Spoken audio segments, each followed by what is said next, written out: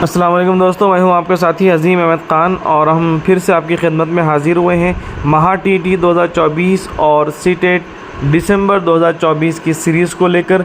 इसमें common minimum जो content है जो दोनों के लिए मुश्तरका है, उन चीज़ों को लेकर हम आपकी खिदमत में फिर से हाज़िर हो रहे हैं। साथ ही साथ जो लोग चैनल पर नए हैं इस चैनल को ज़रूर सब्सक्राइब करें ताकि आने वाली वीडियोस आप सभी को वक्त पर मिल जाए, और उन तमाम तलबा तालिबात तक इन वीडियोस को ज़रूर शेयर करें जो महा टीटी और सीटेट के एग्ज़ाम फॉर्म में अपीयर हो रहे हैं, शिरकत कर रहे हैं। जज़ाकल्लाह खैर, शुक्रिया। आइए, पिछली क्लासेस में हमने शिवाजी महाराज से क़ब्ल महाराष्ट्र, शिवाजी महाराज की पैदाइश, इनकी तरबियत और शिवाजी महाराज की जागीरें और इनके फ़तह करदे तमाम क़िलों के बारे में हम मालूमात हासिल कर चुके हैं।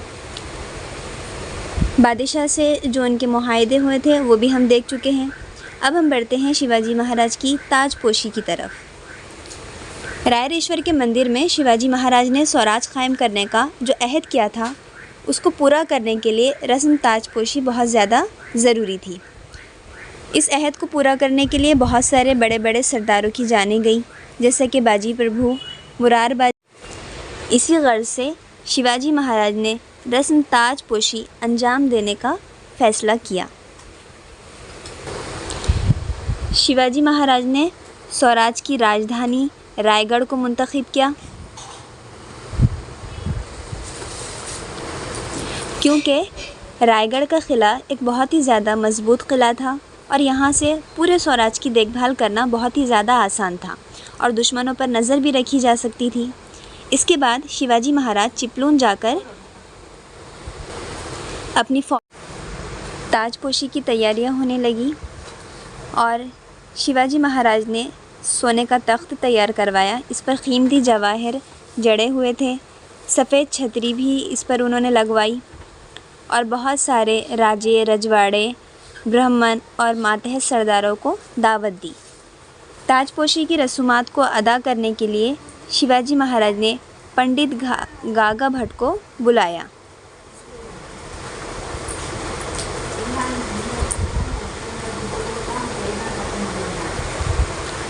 ये पहले पैठन के रहने वाले थे, लेकिन बाद में ये काशी में रहने लगे। काशी एक जगह का नाम है। इसके बाद शिवाजी महाराज की जो तैयारियां हैं बहुत ज़्यादा ताजपोशी की ज़ोरों शोर से होने लगी। इसके लिए 7 नदियों का पानी लाया गया, जिनमें गंगा, जमुना, सिंधु, गोदावरी, कृष्णा, नर्मदा, कावेरी, ये नदियाँ शामिल है। सोने की गागर में इन नदियों के पानी को डाला गया। गागा भट्ट ने सोने की गागर को शिवाजी महाराज के सर पर पकड़ा और मंत्र पढ़ने लगे। रस्म ताजपोशी अदा हुई। शिवाजी महाराज ने अपनी वालिदा का आशीर्वाद लिया और उसके बाद अपनी वालिदा से आशीर्वाद के बाद शिवाजी महाराज अपने तख्त पर जाकर बैठे। इनके करीब महारानी सोराबाई और राजकुमार संभाजी राजे भी थे और इनके 8 वज़ीर उनके दोनों तरफ खड़े हो गए। गागा भट्ट ने सोने की मोतियों की झालर वाली छतरी शिवाजी महाराज के सर के ऊपर पकड़ी और ऊंची आवाज़ में श्लोक पढ़े। शिवाजी महाराज की जय जय के नारे लगाए गए। तमाम लोगों ने इनका साथ दिया। ये रस्म ताजपोशी 1674 में अदा हुई। ताजपोशी की खुशियाँ ज़्यादा दिन तक क़ायम ना रह सकी। इसके कुछ ही दिनों के बाद शिवाजी महाराज की जो वालिदा है उनका इंतकाल हो गया, 17 जून 1674। माँ के इंतकाल से इन्हें बड़ा रंज हुआ, लेकिन रंज व मलाल वो कब तक करते, ये इनके लिए मुमकिन नहीं था। इन्हें स्वराज का काम तो हर हाल में जारी रखना था। शिवाजी महाराज ने सूबे कर्नाटक पर हमला करने का इरादा किया। आदिल शाही सल्तनत का अब खौफ नहीं था, क्योंकि आदिल शाही सल्तनत पर ज़वाल आ चुका था, लेकिन शुमाल के जो मुग़ल शहंशाह औरंगज़ेब थे, इनका अभी भी खौफ जारी था और ये एक बहुत बड़ी ताकत थी जिन पर हमला करना शिवाजी महाराज के लिए आसान नहीं था। इन्होंने सोचा कि दक्कन के किसी दूसरे इलाके को मज़बूत और ताकतवर बनाना चाहिए। इसके लिए शिवाजी महाराज ने सोचा, क्यों ना मैं किसी और ताकत से मदद लूँ। इस मुहिम के लिए शिवाजी महाराज ने गोलकुंडा के कुतुब शाह से मदद मांगी। इन्होंने बड़ी खुशी के साथ मदद देना कबूल कर लिया। शिवाजी महाराज कर्नाटक के लिए निकले। सबसे पहले वो गोलकुंडा के अबुल हसन कुतुब शाह, जो इनका नाम था, कुतुब शाह का नाम था पूरा अबुल हसन कुतुब शाह, इनसे इन्होंने मुलाकात की। इन्होंने इन्हें गोलकुंडा आने की दावत दी। शिवाजी महाराज गए वहाँ पर, उनसे मुलाकात की। गोलकुंडा कुतुब शाह की राजधानी थी। क्या थी? राजधानी। यहाँ पर बहुत ही ज़्यादा अच्छे तरीक़े से शिवाजी महाराज का इस्तकबाल किया गया। रास्ते के दोनों जानिब खड़े होकर लोगों ने इनके दर्शन किए। शिवाजी महाराज की जो बहादुरी की ख़बरें थी पूरे मुल्क में फैल गई थी। कुतुब शाह ने इनकी बहुत बड़ी इज़्ज़त की, इन्हें अपने साथ तख्त पर बिठाया, जो कि ख़ास शिवाजी महाराज के लिए बनाया गया था। इन्होंने इनकी इज़्ज़त और इस्तकबाल में किसी किस्म की कोई कमी रहने नहीं दी। इसके बाद शिवाजी महाराज कर्नाटक की मुहिम पर रवाना हुए। वो चेन्नई पहुँचे और वहाँ का क़िला जो चेन्नई के जुनूब में वाक़ है उसको उन्होंने फ़तह किया। ये रायगढ़ की ही तरह बहुत बड़ा और मज़बूत क़िला था।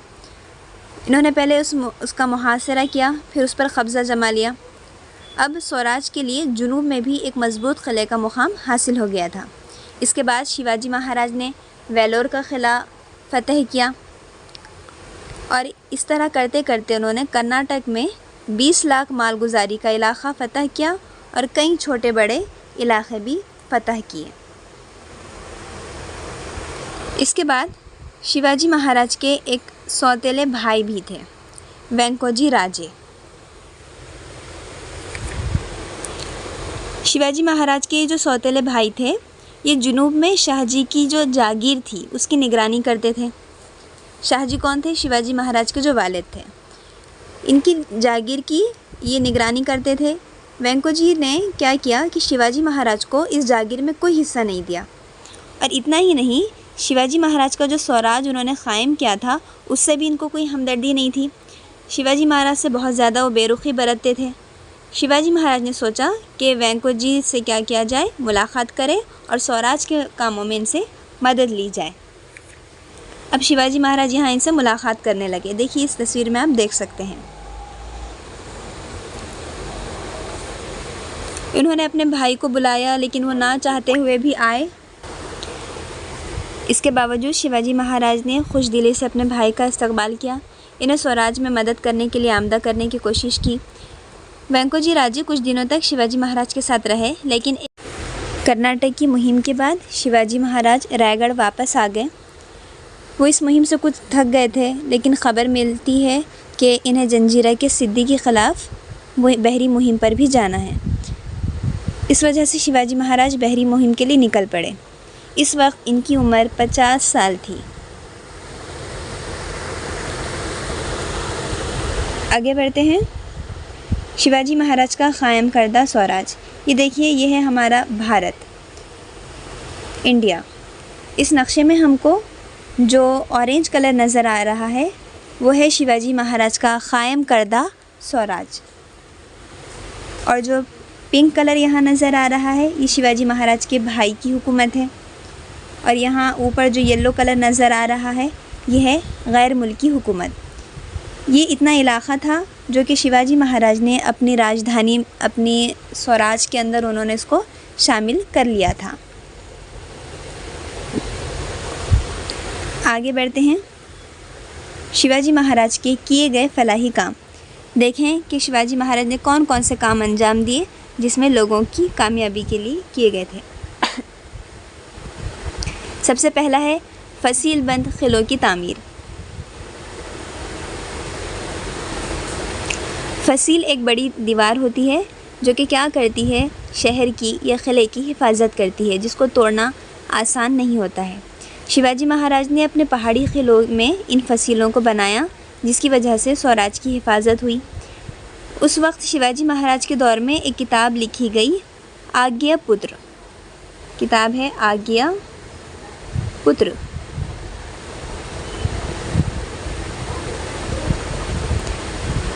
इस किताब के अंदर बहुत ही ज़्यादा तफसील से इन किलों की अहमियत बयान की गई है।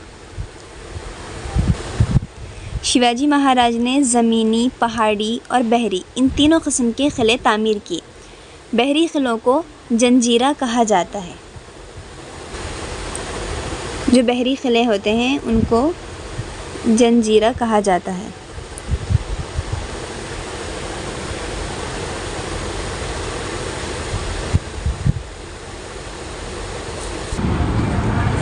शिवाजी महाराज ने राजगढ़, प्रतापगढ़, सिंधुदुर्ग वगैरह कई नए किले तामीर किए। इसी तरह रायगढ़ की असर-ए-नौ तामीर भी की। इसी के साथ विजयदुर्ग, तोरना, रांगना जैसे पुराने किलों की मरम्मत भी करवाई। शिवाजी महाराज के पास तकरीबन 300 किले थे, 300। इसके बाद शिवाजी महाराज ने किलों का इंतज़ाम भी बहुत अच्छे से कराया। इन्होंने 3 ओहदे दे रखे थे। एक था किलेदार, जिसका काम था किले की हिफाजत करना, दीगर काम अंजाम देना, मुहासिब और मुंतज़मीन को हुक्म देना, सरकारी खतूत यानी हुक्मनामों और अहकामात के मुताबिक अमल कराना। इसके बाद है मुहासिब, जो कि किले की आमदनी और ख़र्च का हिसाब रखता था।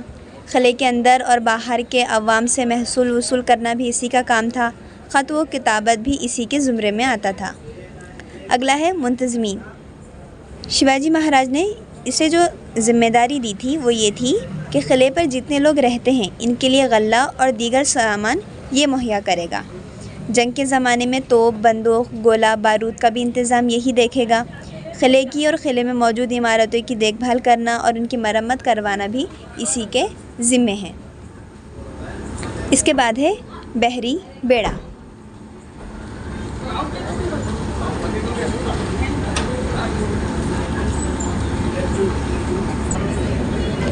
जंगी जहाज़ों के मजमूए को बहरी बेड़ा कहते हैं। जहाज़ कौन से वाले? जो कि पानी में चलते हैं। अंग्रेज़, पुर्तगाली, सिद्दी और इन लोगों के पास ताकतवर बहरी जहाज़ थे जिनको बहरी बेड़े हम कहते हैं। ये लोग क्या करते थे कि जो साहिली इलाक़ों में जो लोग हुआ करते थे इनको ये लूट लिया करते थे, वहाँ के लोगों को परेशान करते थे। शिवाजी महाराज ने समंदरी दुश्मनों का हमेशा के लिए ख़ात्मा कर डाला और एक अलग बहरी बेड़ा बनाया। शिवाजी महाराज ने बहुत से छोटे छोटे जहाज़, कश्तियाँ बनाने के लिए कारखाने क़ायम किए। जो समंदर में पुराने किले थे इन्हें फ़तह करके अपने कब्ज़े में लिया, जिसमें सुरनदुर्ग, विजयदुर्ग ऐसे किलों की इन्होंने क्या कराई, मरम्मत करवाई। और मालवन के क़रीब गुरटे नामी जजीरे पर एक नया बहरी किला सिंधुदुर्ग भी इन्होंने तामीर करवाया। सिंधुदुर्ग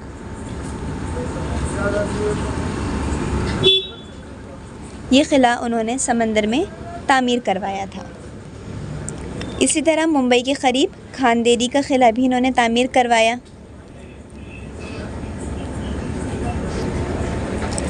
शिवाजी महाराज का वस्ता ज़माने के भारत में इन्होंने जो क़ायम किया हुआ ये पहला ज़ाती बहरी बेड़ा था और इसीलिए शिवाजी महाराज को भारतीय बहरी बेड़े का बानी कहा जाता है। शिवाजी महाराज को क्या कहा जाता है? भारतीय बहरी बेड़े का बानी।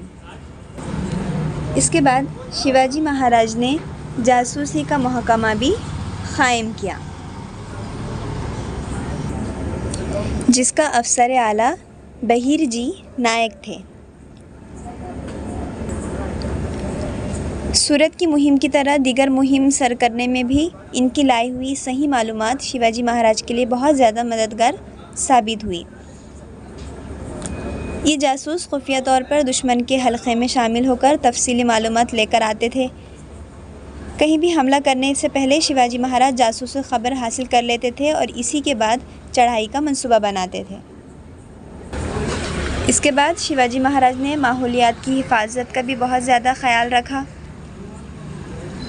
अपनी सल्तनत में जंगलात को तबाह व बर्बाद करने से रोका और इन्होंने इस पर भी बहुत ज़्यादा तवज्जो दी कि बहरी बेड़े के लिए दरकार छोटी बड़ी कश्तियाँ, जहाज़, तख्ते, इनके लिए जो लकड़ी की ज़रूरत होती थी, शिवाजी महाराज ने कहा इसमें कि बहुत सारे इन्होंने अहकाम सादिर किए। इन्होंने कहा कि सागवान के ही दरख्त काटे जाए, ज़्यादा सागवान की ज़रूरत हो तो आम, कटहल वगैरह के दरख्तों को काटा ना जाए।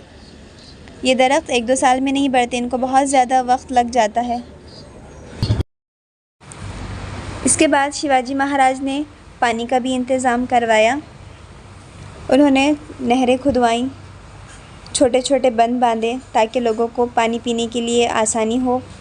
इससे ज़राई पैदावार में भी काफ़ी ज़्यादा इजाफ़ा हुआ। कहत की शिद्दत का एहसास नहीं हुआ। शिवाजी महाराज के ज़माने में क़िलों में बस्ती बसाकर आबाद रहने वाली रियाया की तादाद काफ़ी ज़्यादा हुआ करती थी। उन्होंने अपने लोगों को हुक्म दे रखा था कि क़िला वहीं पर तामीर किया जाए जहाँ पर पहले ही पानी मौजूद हो। अगर पानी ना होता तो बारिश से पहले ही वहाँ पर तालाब खुदवाए जाते और पानी की टंकियाँ बनाकर इनमें बारिश के पानी का ज़ख़ीरा किया जाता और ये जमाशुदा पानी काफ़ी ज़्यादा एहतियात से इस्तेमाल होता। पानी के इंतज़ाम की वजह से क़िले में रहने वाले लोगों को भी पानी की क़िल्लत महसूस नहीं होती। इसके बाद शिवाजी महाराज ने तिजारती मंडियाँ बनवाई। इन्होंने अपना एक बहरी बेड़ा अलग से क़ायम किया था जो हम पहले देख चुके हैं। इसके ज़रिए भी शिवाजी महाराज ने अशिया की तिजारती नक़ल व हमल की। इसके लिए मख़सूस अलग से जहाज़ बनवाए जिनमें जिस बंदरगाह से ये तमाम चीज़ें नक़ल व हमल की जाती थी, इनमें राजापुर जैसी तिजारती बंदरगाह को काफ़ी ज़्यादा तरक्की दी गई। रायगढ़ पर ख़ास मंडी क़ायम की गई। पूना के क़रीब खेड़शिवारपुर के मुकाम पर एक अलग तिजारती मंडी शुरू हुई। आगे बढ़ते हैं। इसके बाद शिवाजी महाराज ने अष्टप्रधान मंडल यानी कि मजलिस वज़ीरा को क़ायम किया। हुकूमत की उमूर बेहतर तरीक़े से अंजाम दिए जा सके, इसलिए शिवाजी महाराज ने हुकूमत को 8 शोबों में तक़सीम किया। इसी को शिवाजी महाराज का अष्टप्रधान मंडल यानी कि मजलिस वज़ीरा कहते हैं। इन 8 वज़ीरा को शिवाजी महाराज ने इनका तक़र्रुर किया था। किस बुनियाद पर? कि इनकी काबिलियत और इनकी इस्तिताअत, इसको देखकर शिवाजी महाराज ने ख़ुद इनका तक़र्रुर किया था। इस चार्ट को अगर हम गौर से देखते हैं तो हमको इन 8 भी वज़ीर के नाम हमको यहाँ पर नज़र आते हैं, उनका ओहदा और उनके काम। जैसा कि सबसे पहले है वज़ीर आज़म, जिनको प्रधान कहा गया। वो हुकूमत का कारोबार चलाते थे। वज़ीर ख़ज़ाना अमातिया, जो कि हुकूमत के माल की निगरानी करते थे। फिर सिपह सालार, इनके नाम से ही हमको पता चल जा रहा है कि इनका काम फ़ौज की क़यादत करना ही होगा। फिर है वज़ीर उमूर पंडित, यानी कि मजहबी जितने भी मामलात होंगे इसकी निगरानी यही करेंगे।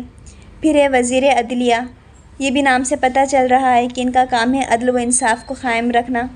फिर उसके बाद में है सचिव, जो कि फ़रमान जारी करते थे। फिर है मंत्री, जो सरकारी ख़त व किताबत का काम करते थे। अगला है वज़ीर ख़ारिजा, जो कि बैरूनी रियासतों से ताल्लुक़ात क़ायम रखने में मदद करते थे। अब इस क्लास के आखिरी पार्ट की तरफ हम बढ़ते हैं।